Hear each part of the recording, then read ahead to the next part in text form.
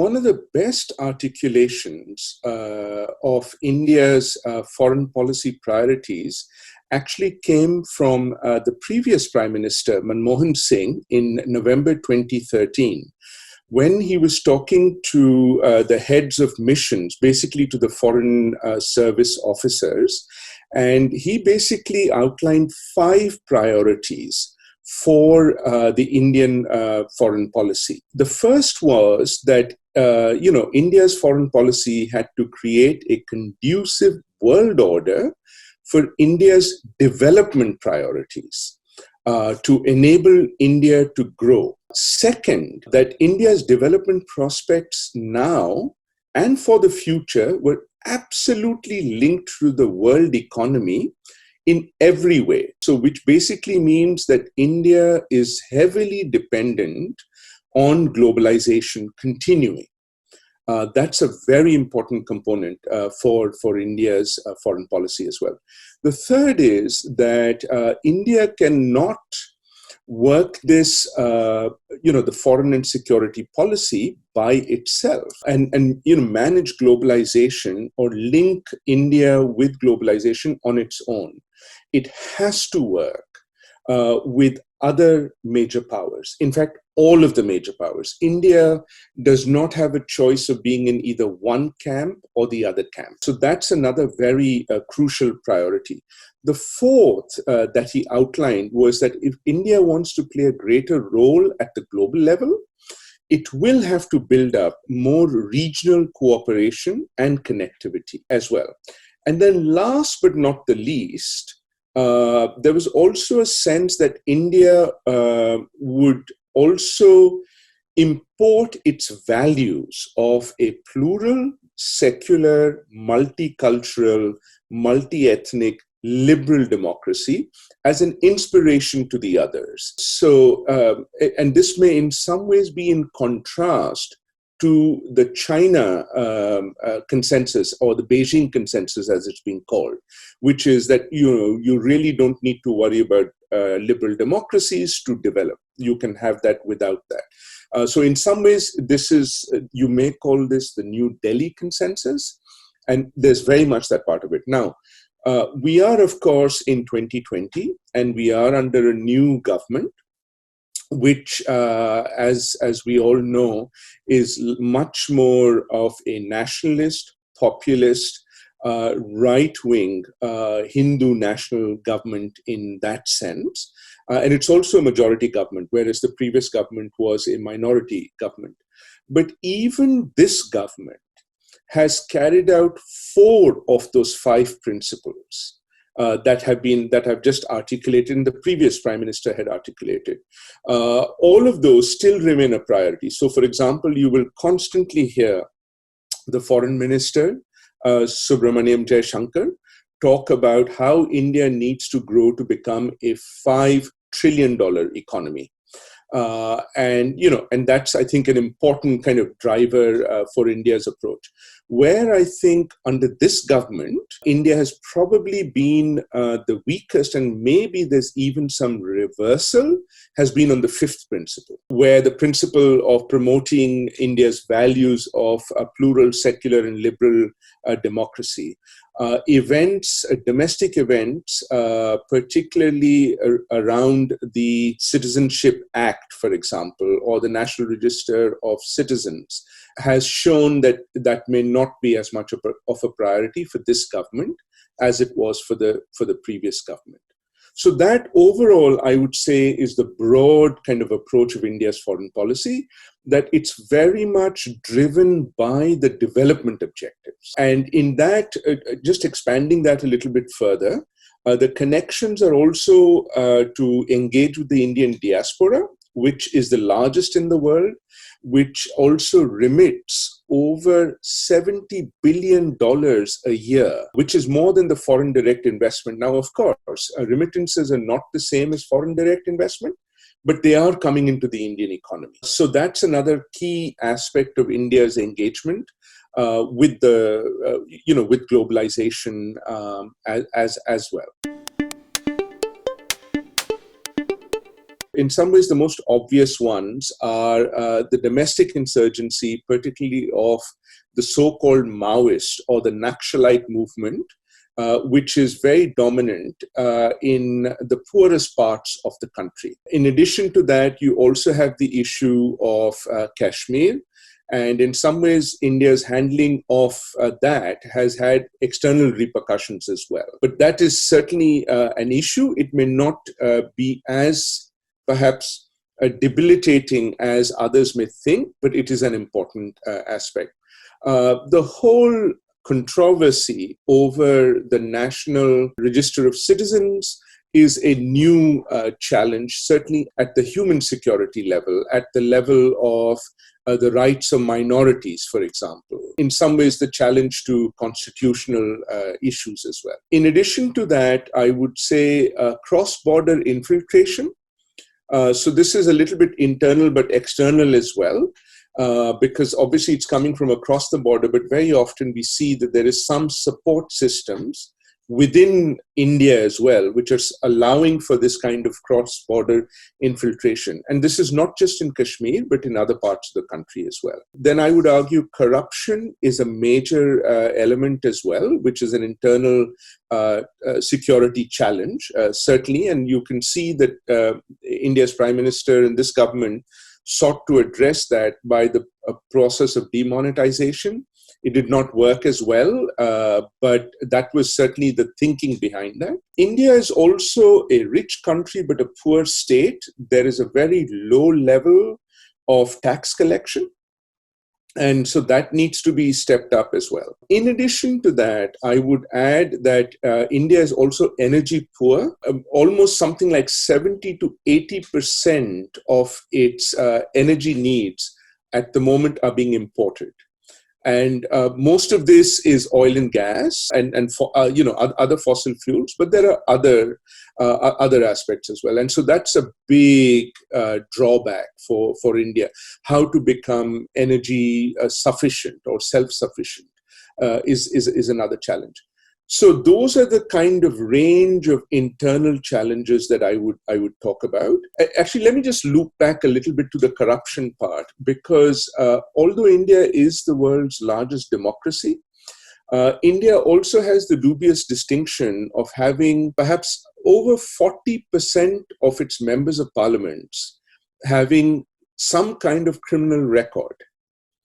And so that, in some ways, it also shows that nexus, if you like, between corruption or the parallel economy or criminalization of the democracy, which is part of the bigger challenge as well. The external challenges, again, I would put them into different categories, the military threat and the non-military threat. But even before that, I would say overall, given India's priority of the kind of role it wants to play in the world, its single largest threat is coming from China, but also a partnership between China and Pakistan, not just military, also their efforts to block India's rise in global governance systems and structures, essentially to kind of prevent India being recognized and be able to do things which would make it more energy self-sufficient, have more recognition of its role, of its economy, etc., etc. But the second part is India also feels a little peeved at not getting the kind of support it expected from countries, particularly like the United States, to help in its development and its growth. And then, of course, India also faces the kind of challenges that we've seen other countries face from non-state actors. We've talked about the internal non-state actors, but externally, ISIS or Daesh also pose a major challenge to India, particularly because the Indian diaspora is very active in those areas where Daesh is also very dominant, in the Middle East, in Yemen. And so that's become a very important role for India and Libya, for example, as well, to try and, extract Indians from there. Then, of course, the military challenges, the most obvious ones are China. because there's a series of areas where they have not just difference of opinion, but there's the longest non-demarcated and disputed border in the world. And similarly, of course, Pakistan. There have been, the countries have gone to war several times. And there is concern on both sides. And certainly Pakistan's role has been sometimes as a proxy to China, but sometimes as on its own sort of approach, as it were. In addition to this, there's a number of non-military challenges, external challenges that are also important. India actually looks at the Belt Road Initiative of China as a threat. And there are a number of reasons for this, but this is obviously not military. It's much more how we think about globalization, how we think about economic growth, but also, the oil price volatility. So, for example, if, oil is dropping very dramatically and then rising again, it's, essentially the disruption in the oil and then markets as well, or access to markets or resources. And last but not the least, obviously, like literally the rest of the world, COVID-19 poses a major new threat to India. There are lots of opportunities for India. The question, of course, remains whether India is going to take them up or not. The opportunities, perhaps the biggest opportunity, and maybe interestingly, the biggest threat to India is globalization. How can India, benefit from globalization, but then also be open to the idea of globalization, which is that you will have ideas from abroad coming in as well.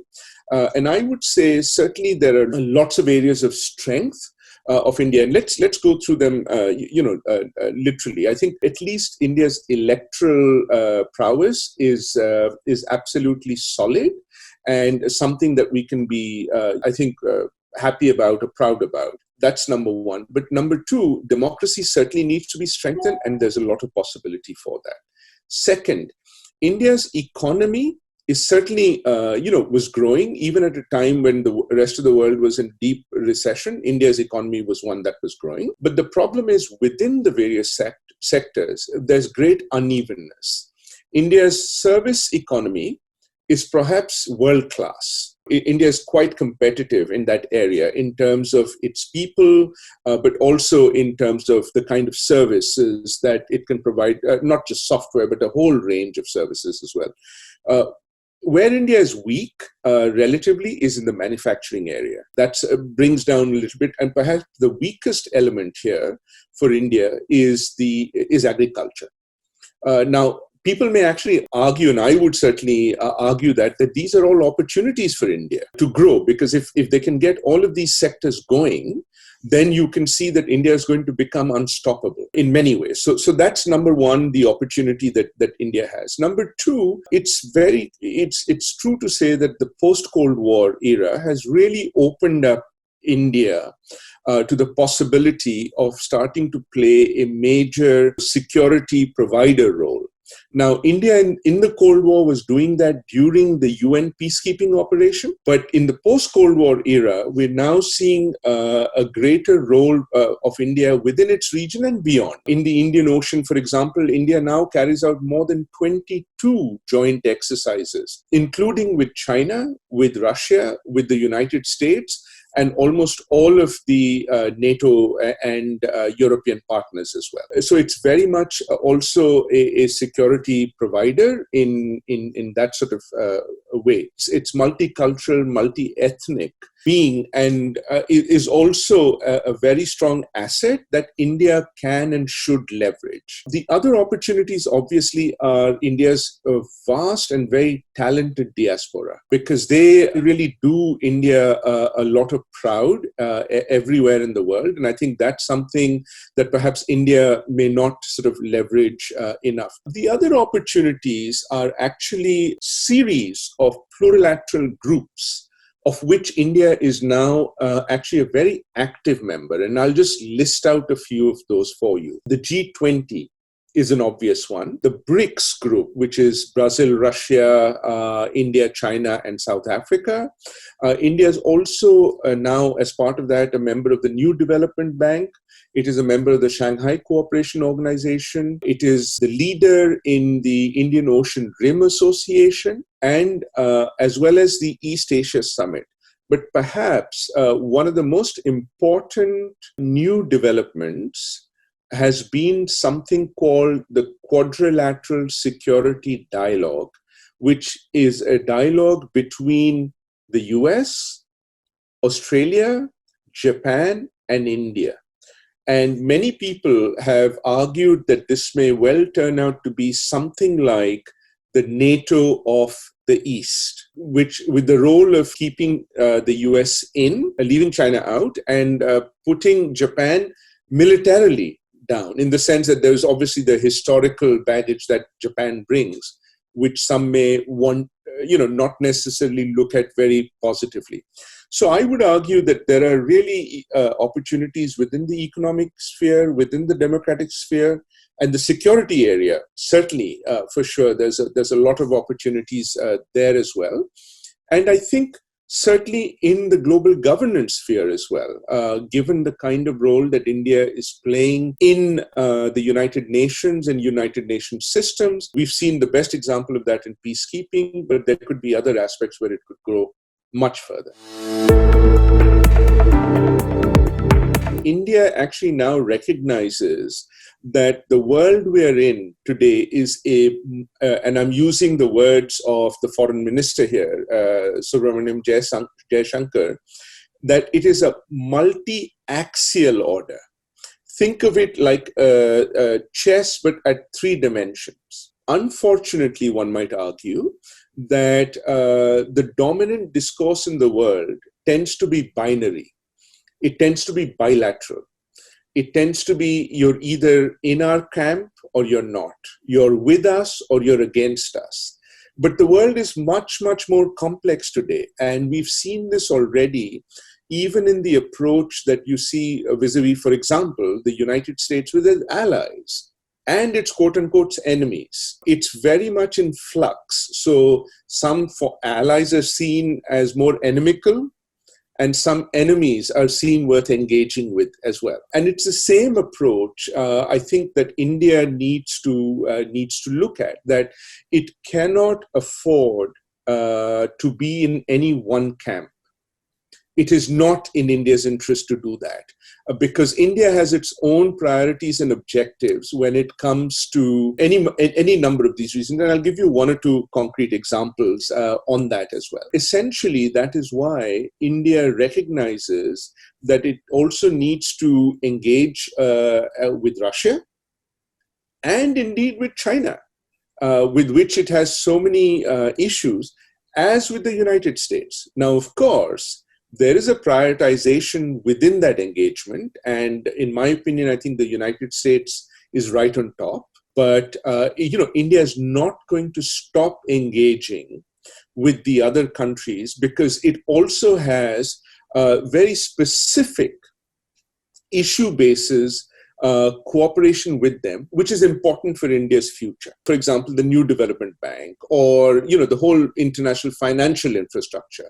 That's something that India is getting support. And then from Russia, for example, India is getting weapons and equipment and technology that no other country would be willing to give India. And there is another aspect as well. India also is very hesitant about isolating countries, perhaps with the one exception of Pakistan, which I think is a flaw, because I think it's self-defeating in many ways. But it doesn't want to isolate Russia, because that would mean Russia would move closer to other countries with which India has some challenges and problems. For example, China. I think the reason why India is very hesitant, for example, to declare China as a common enemy with the United States is twofold. Number one, as we've already discussed, India has many issues with China, including a disputed border, etc. And India obviously does not want that to escalate in any way. But India is also very clear and astute that if there was ever a problem with China along the border, none of the other countries would come to India's support. that this would be India's battle. So India would have to manage that on its own. By the same token, India does not want to be dragged into a confrontation with China, which is not of its making. So, for example, if there is an issue with Taiwan, for example, and if the United States feels it needs to act, India does not want to be dragged into that conflict because it's already got enough problems with China. It doesn't need more. So that's the reason why I think it's very often misunderstood and misconstrued that all of what India is doing, and particularly in the United States, is to be opposed to China. It's not. But let's be very clear. India, at the same time, does very much want China to follow the rule of law, and particularly when it comes to the laws of the sea, and especially related to the South China Sea, among others. So from that point of view, I think India, has to be understood in it's not going to be in any one camp. The only camp that India is going to be in is India's own camp. And that's something that I think sometimes the rest of the world finds very difficult to understand, precisely because it's kind of even today divided into this broadly East and West. But that nomenclature is fast fading, if it ever existed. And we're now getting into a brave new world of these new kind of, again, to use that term, multi-axial order, where everything is relatively fluid, and you need to move with that with the same degree of fluidity until you have things settling down. There are lots of lessons here, but let me sum up one to you, which may be better understood in the European and the NATO context. If you look at the 29, I think they are now, states of the Indian Union, that's like NATO and the European Union. And the fact that India is able to get everybody along in that sort of sense, I think is a tremendous lesson. And of course, the democracy is very messy. It's very noisy. It's, as somebody described it, as organized chaos. But the fact that it actually works is something which is really remarkable. India, in many ways, one would underline, is the best example of how a multicultural, multi-ethnic democracy can work. Because even if you look right across Europe, the United States is unique in that sense. You could argue that a lot of them are still struggling with multiculturalism, with multi-ethnicity. But India has managed that. It's not been easy. There have been lots of problems, and there will be more problems. But the fact that India still managed that is really quite remarkable. I would also say that India also needs to learn from the rest of the world in how to boost up the economic part of it. And so very often, I've said, and I've actually written that if India gets its economic act together, it'll look like the European Union. If the European Union gets its political act together, it will look like India. But this is the thing, neither one of those is going to happen at the moment. And I think that's where I think both need to learn from each other. There needs to be much more of an engagement on one, because I think really that is the strength that you see of India. And certainly India needs to look at how the European Union has got its economic act together. And if we're fortunate, then, we may come into that brave new world. But until now, I still haven't seen signs of that.